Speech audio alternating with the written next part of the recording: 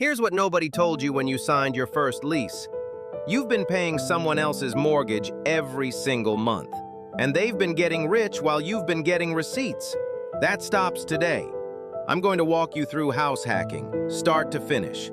By the end of this, you'll know exactly what it is, how to buy your first property using it, how to structure your units so tenants cover your mortgage, and how to use that first deal to snowball into a real portfolio.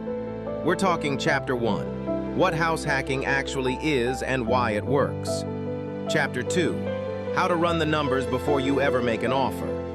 Chapter 3, financing, the loan types that make this possible with as little as 3.5% down. Chapter 4, finding the right property.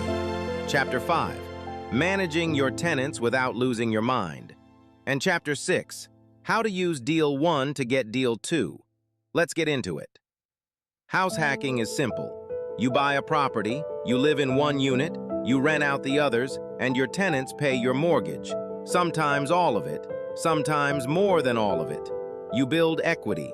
You live for free or damn close to it. And you do it with owner-occupant financing, which is the cheapest money available to any real estate investor on earth. This isn't a loophole. It's not a trick. It's been in the playbook for decades. The people doing it aren't geniuses, they just started. The most common vehicle is a duplex, triplex, or fourplex. You live in one unit, you rent the rest. But single-family houses work too. Rent out spare bedrooms, rent out a basement unit, rent out a converted garage. The concept scales in both directions. Here's a real example so this stops being abstract. Marcus is 31, works in HVAC in Columbus, Ohio. He's making $68,000 a year. He buys a duplex in 2022 for $280,000. He puts 3.5% down using an FHA loan. That's $9,800 out of pocket, plus about $6,000 in closing costs. His mortgage, taxes, insurance, and PMI come out to $1,940 a month. He moves into Unit A. Unit B rents for $1,350 a month. His out-of-pocket housing cost? $590 a month.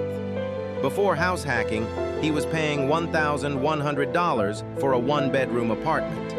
He cut his housing expense nearly in half on day one, and he owns an asset that's appreciating. By 2025, that duplex is worth $340,000. He has $60,000 in equity. He's lived there 3 years, so he qualifies to refinance or sell with owner-occupant advantages. That's the game. Now let's talk numbers, because feelings don't pay mortgages, math does. Before you make an offer on any property, you need to run what's called a quick cash flow analysis. Here's the framework. Take the total monthly rent you'll collect from the units you're not living in. Subtract your mortgage payment, property taxes, insurance, and a vacancy reserve. Budget 8% of gross rent for vacancy. Subtract a maintenance reserve. Budget another 10% of gross rent. Whatever's left is your effective housing cost.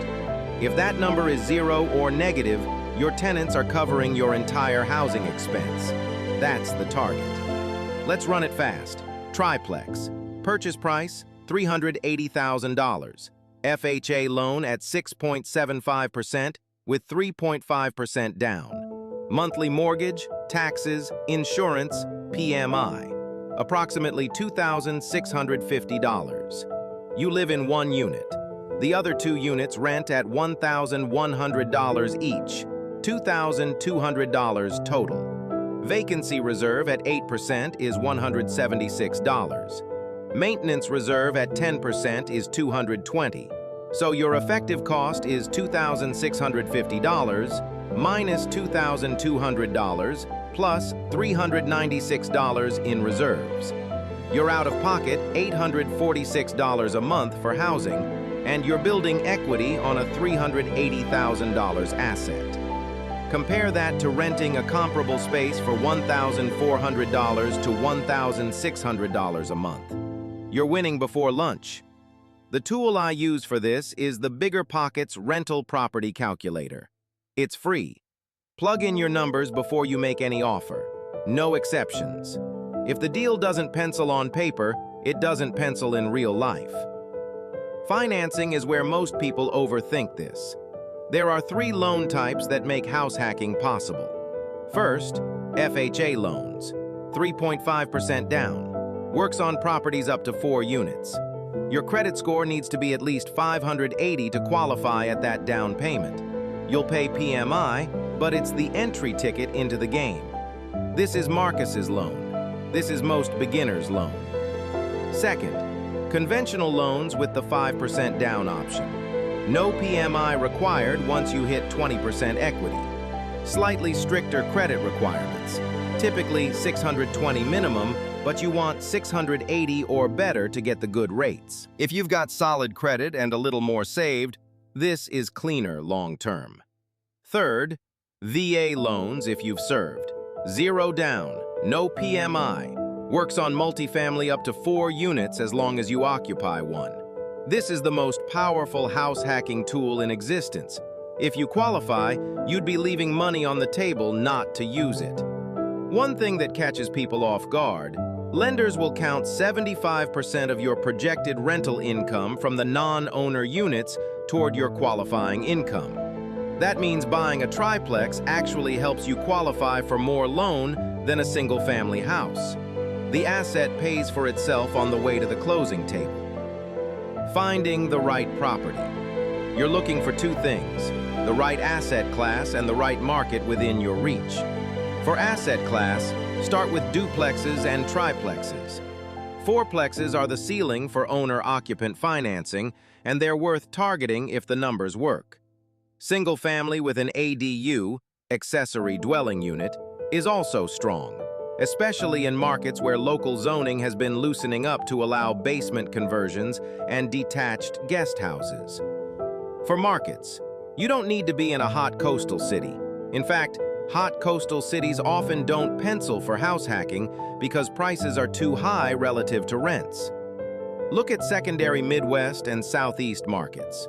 Columbus, Indianapolis, Memphis, Birmingham, Kansas City, Tulsa. Strong rent-to-price ratios, solid job growth, reasonable entry points. For finding deals, Zillow and Realtor.com for listed inventory, Roofstock for off-market multifamily, the MLS through a buyer's agent who actually invests. Ask them directly if they own rental property. If they don't, find one who does. And BiggerPockets has a marketplace and a forum where off-market deals surface regularly. When you're walking a property, you're looking at 3 things: unit layout, current rent versus market rent, and deferred maintenance.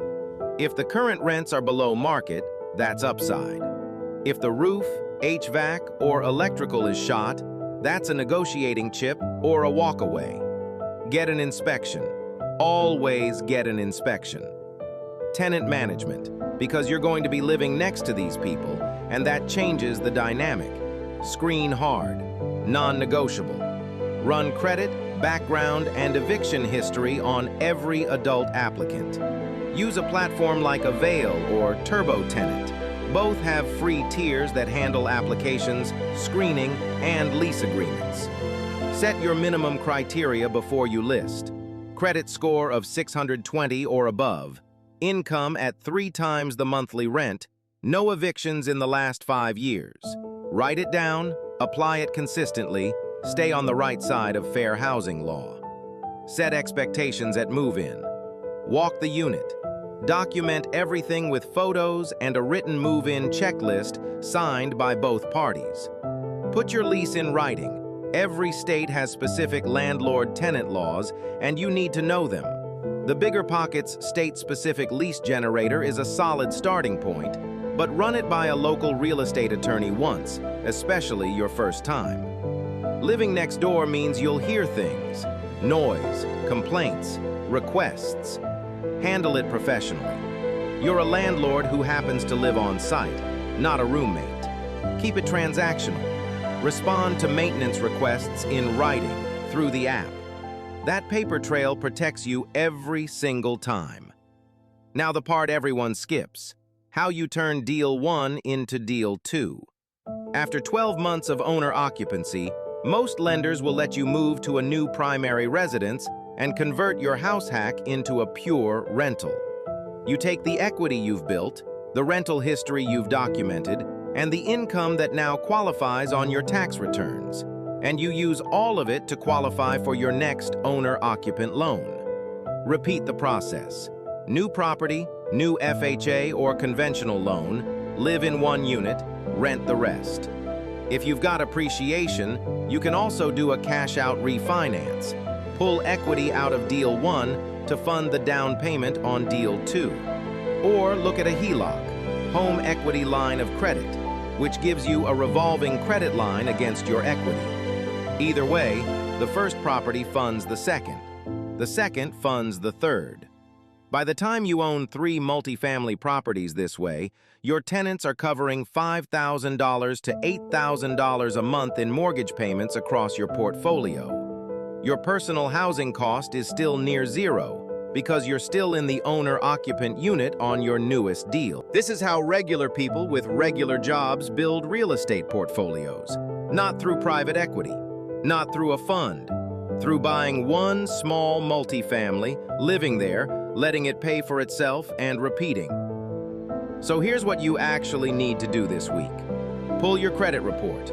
Annualcreditreport.com, free. Know your score. Talk to an FHA-approved lender and get pre-approved so you know your number.